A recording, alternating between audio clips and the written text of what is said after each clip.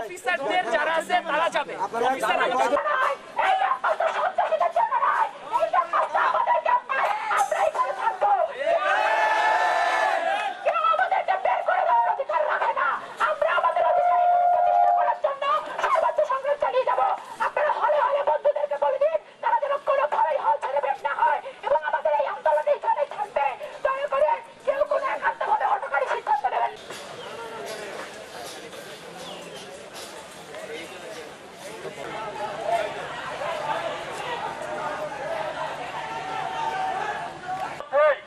অনেকবার কথা বলেছি, আপনাদেরকে আমরা বারবার অনুরোধ করেছি আপনারা এই রাস্তাটি ছেড়ে আপনারা যার যার হলে চলে যান। আপনারা কিছু অংশ গিয়েছেন, বাকিরা কিন্তু রয়েছেন। আমরা আপনাদেরকে আবারও অনুরোধ করছি আপনারা যার যার হলে যান। আপনাদের যে আন্দোলন কর্মপরিকল্পনা রয়েছে সেটি আপনাদের চালানোর সুযোগ রয়েছে, কিন্তু এখন আপনারা যেভাবে অবস্থান নিয়েছেন এটি আপনারা আমাদের কাজে বাধা দিচ্ছেন। আপনারা এখান থেকে চলে যান, হলে অবস্থান নেন। আপনাদের সাথে আমাদের কোনো দ্বন্দ্ব নেই, কোনো শত্রুতা নেই। আমরা আপনারা সকলেই একই বাংলাদেশ থেকে এসেছি, আমাদের সকলেরই পরিবার রয়েছে। আপনাদের যেমন মা বাবা আপনাদের জন্য দুশ্চিন্তা করে, এরকম প্রত্যেকের মা বাবা কিন্তু দুশ্চিন্তা করে। আমি অনুরোধ করব আপনারা নিরাপদে, আপনারা এই জায়গাটি আপনাদের ক্যাম্পাস, আমরা চাই আপনাদের ক্যাম্পাস সুরক্ষিত থাকুক, নিরাপদ থাকুক। আমরা আপনাদের সেই নিরাপত্তা বিধান করতে চাই। আপনারা, আমি অনুরোধ করব আপনারা এই জায়গাটি ছেড়ে দিন, ছেড়ে আপনারা রাস্তাটি এই যে অবরুদ্ধ অবস্থায় রেখেছেন, এটি একটি বিশ্ববিদ্যালয়ের জন্য এটি কিন্তু খুব সুখকর অভিজ্ঞতা নয়। আমি আপনাদেরকে অনুরোধ করব আপনারা যার যার হলে চলে যান, হলে অবস্থান নিন। আপনারা এই জায়গাটি এখন ছেড়ে দিন। আপনারা অবস্থা তৈরি করবেন না।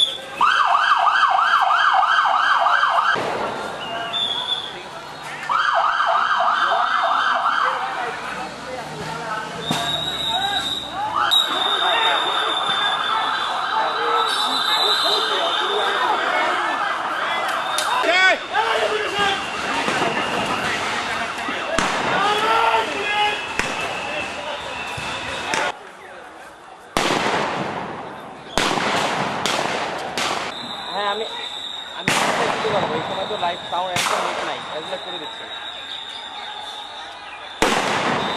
আচ্ছা, ওকে।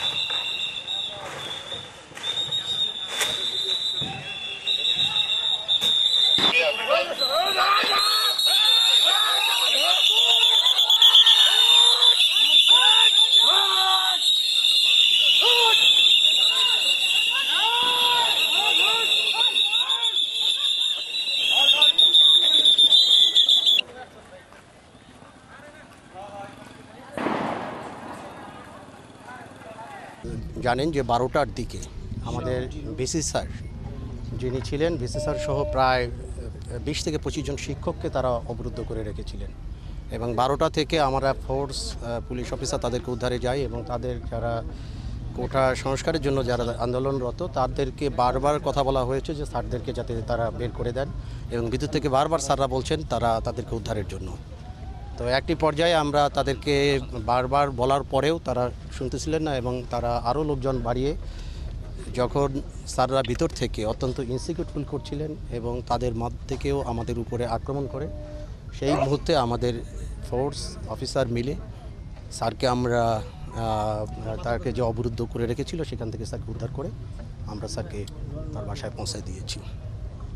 আচ্ছা, কি অবস্থা, কতজন আহত হয়েছে, এখন কি অবস্থা? না, আমাদের কাছে এরকম আহতের কোনো ইয়া নেই। আমরা জাস্ট তাদেরকে এখান থেকে রেজিস্টার বিল্ডিং থেকে সরিয়ে দিয়েছি। আমরা যেটা জানতে পেরেছি, স্যাররা যখন সিন্ডিকেটের সভা হয়েছিল এবং সভা শেষ করে যখন ইউনিভার্সিটি ভ্যাকেন্ট ঘোষণা করেছে, হলগুলো ভ্যাকেন্টে, তখন তাদের উপর আক্রমণ করেছিলেন, তাদের গ্লাস ভেঙেছে এবং এই ভাঙচুরের এবং রেজিস্টার বিল্ডিং ভাঙচুরে অনেক স্যারই আহত অবস্থায় ছিলেন। আমরা কয়েকজন স্যারকে আমরা আহত অবস্থায় পেয়েছি এবং স্যারদেরকে এখন মেডিকেল সেন্টারে নিয়ে গিয়েছি। এটি আমরা জানতে পেরেছি, এটি স্যারদের মারফতে আমরা জানতে পেরেছি।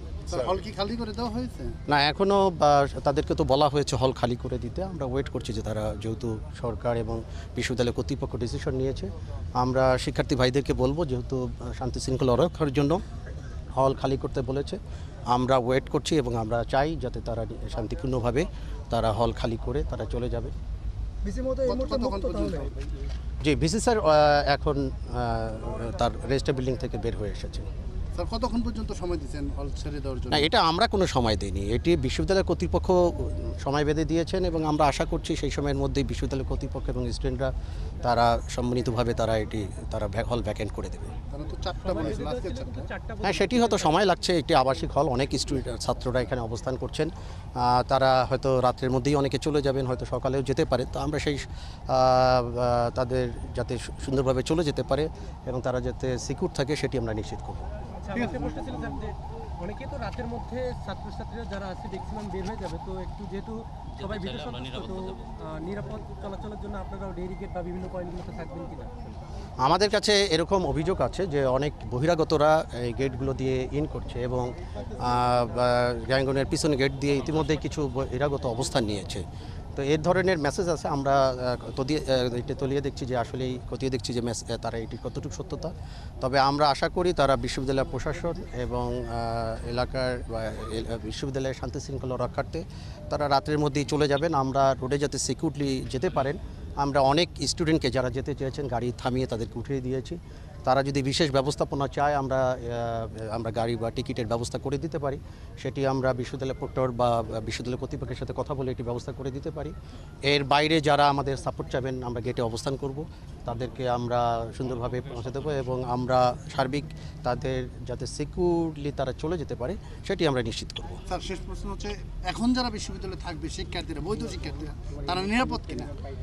না, তারা তো নিরাপদই এবং কিন্তু একটি বিষয়, যখন হল ভ্যাকেন্ট করা হয়েছে তাদের উচিত তাদের বিশ্ববিদ্যালয় কর্তৃপক্ষকে সম্মান জানিয়ে, বিসিসিকে সম্মান জানিয়ে এবং সরকারকে সম্মান জানিয়ে তাদের এখান থেকে চলে যাওয়া এবং তাদের যে দাবি দেওয়া নিয়ে নিশ্চয়ই সরকার বা বিশ্ববিদ্যালয় কর্তৃপক্ষ কথা বলছেন, সেই সময়টি দিতে হবে এবং এখানে তাদের যেহেতু বলা হয়েছে ভ্যাকেন্ট করতে, আমি আশা করি যে তারা দ্রুতই চলে যাবে। এরপরেও যারা থাকবেন, এবং আমরা যখন এটি করতে গিয়েছি অনেকেই আমাদের উপর ঢিল দিয়েছে, তারা আগুন জ্বালিয়েছে, অনেকে বোম চার্জ করেছে এবং আমাদের দেখেছি যে ভাঙচুর করেছে তারা রেজিস্টার বিল্ডিংয়ে। আমরা এটি বিশ্বাস করি এটা বিশ্ববিদ্যালয়ের শিক্ষকরা এটি কখনো করতে পারে না। তো বিশ্ববিদ্যালয়ের বাইরের অনেকেই, আমাদের কাছে অভিযোগ আছে যে বিভিন্ন রাজনৈতিক তাদের পরিচয় আছে, যারা ইতিমধ্যেই ক্যাম্পাসে অবস্থান নিচ্ছে বলে এবং তারা বিভিন্ন হলগুলোতে অবস্থান নিয়েছে। তো সেই ধরনের অভিযোগ যদি থাকে তো আমরা অবশ্যই বিশ্ববিদ্যালয়ের আইনশৃঙ্খলা রক্ষার তাগিদে সেই যদি রাত্রের মধ্যে তারা না চলে যায়, সেক্ষেত্রে তো আমাদের অবশ্যই সেই আইনগত যে ব্যবস্থাপনাটি এবং বিশ্ববিদ্যালয় কর্তৃপক্ষের সাথে কথা বলে আইনশৃঙ্খলা রক্ষার্থে অবশ্যই আমাদের তাদেরকে এই বহিরাগতদের হল থেকে বের করে দিতে